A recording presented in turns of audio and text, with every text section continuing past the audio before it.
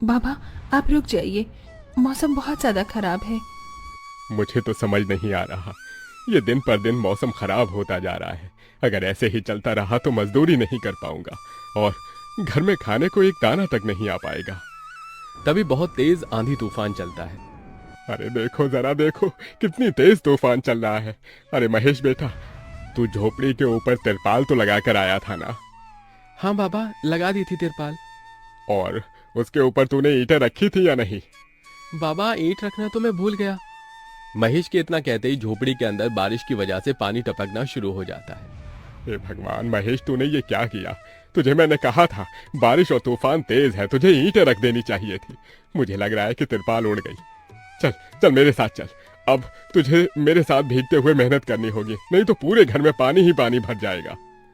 देवेश इतना बोल ही रहा था कि घर के अंदर वाकई छत से पानी टपकने लगा।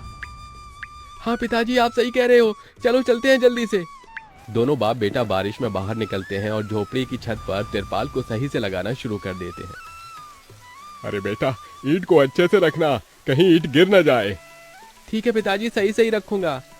महेश इतना कहकर अच्छे से ईंट से तिरपाल को दबाने लगता है, जिससे छत ढक जाती है और झोपड़ी में पानी टपकना बंद हो जाता है। लेकिन इसी के चलते हुए बेचारे दोनों के दोनों बहुत बुरी तरह भीग जाते हैं। अरे चलो बेटा, बहुत ठंड हो रही है, बाहर घर में चलते हैं। चलो, बरसात में मौसम बिल्कुल ठंडा हो गया है। हाँ पिताजी, आपने बिल्कुल सही कहा, चलिए। जब दोनों बाप बेटा घर के अंदर आ जाते हैं तो मेघा उन्हें सूखा कपड़ा देती है और अपना शरीर पोंछने के लिए कहती है। आप लोग अपना शरीर पोंछ लो और सूखे कपड़े पहन लो, नहीं तो ठंड लग सकती है। मेघा के दिए हुए कपड़े दोनों पहन लेते हैं। तभी बीमार शकुंतला बिस्तर पर पड़ी हुई मेघा से कहती है। अरे बेटी, तूने खाने के लिए कुछ बनाया नहीं? माँ, मैं बारिश के रुकने का इंतजार कर रही हूँ। घर के अंदर खाना कैसे बनाऊंगी? सारे में धुआं ही धुआं हो जाएगा। मेरी दवाई का समय हो गया है और मुझे भूख भी लग रही है। ठीक है माँ, मैं कुछ करती हूँ। मेघा अपने सिर पर एक सफेद कट्टा रखकर बारिश से बचते हुए बाहर से कुछ ईंटें लाकर घर के अंदर ही छोटा सा चूल्हा बना लेती है और उसी पर खाना बनाना शुरू करती है। अरे बेटी, पूरे घर में धुआं ही धुआं हो गया है।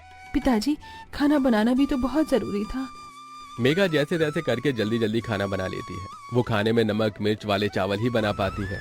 माँ, माँ उठो, ये लोग खाना खा लो। शकुंतला मेघा के हाथों से खाना खाती है। शकुंतला के पूरे शरीर को पैरालाइज हुआ था, जिसके कारण ना तो वो हिल सकती थी और ना ही वो उठ सकती थी। मेरी प्यारी बेटी, इतनी कम उम्र में तेरे ऊपर कितनी जिम्मेदारी आ गई। हम गरीबों का कुछ नहीं हो सकता है। इस गरीब झोपड़ी के अंदर हम कैसे कैसे दिन देखते हैं। कोई बात नहीं माँ, बच्चे समय के अनुसार बड़े होते हैं, लेकिन मैं समय से पहले बड़ी हो गई हूँ। आपको तो खुश होना चाहिए। मैं तो इस कदर लाचार हो गई हूँ कि तेरे सर पर हाथ रखकर तुझे आशीर्वाद भी नहीं दे सकती बेटा। शकुंतला की आंखों से आंसू निकल रहे थे। मेघा उसके आंसू पोंछकर अपनी मां को हौसला देती है, जिसके बाद वो अपने भाई और पिता के साथ बैठकर खाना खाती है। बारिश होती ही रहती है, लेकिन बारिश रुकने का नाम ही नहीं लेती। खाना खाकर वो सभी सो जाते हैं। आधी रात के समय जिस तरफ शकुंतला का बिस्तर होता है, वहां पर पानी टपकना शुरू हो जाता है। अरे ये क्या, पानी टपक रहा है। मेघा, मेघा, लगता है सो गई। अब मैं क्या करूं? ये पानी तो धीरे धीरे टपकता ही जा रहा है। शकुंतला रात भर अपने ऊपर टपकते हुए पानी को ऐसे ही झेलती रहती है, जिसकी वजह से सुबह तक उसके पूरे शरीर में बुखार फैल जाता है। अरे अरे ये क्या माँ, आपको तो बहुत ही बुखार हो गया है। रात भर ये झोपड़ी की छत टपकती ही रही। मैंने तुम्हें उठाने की कोशिश की, लेकिन तुम्हारे तक आवाज नहीं गई।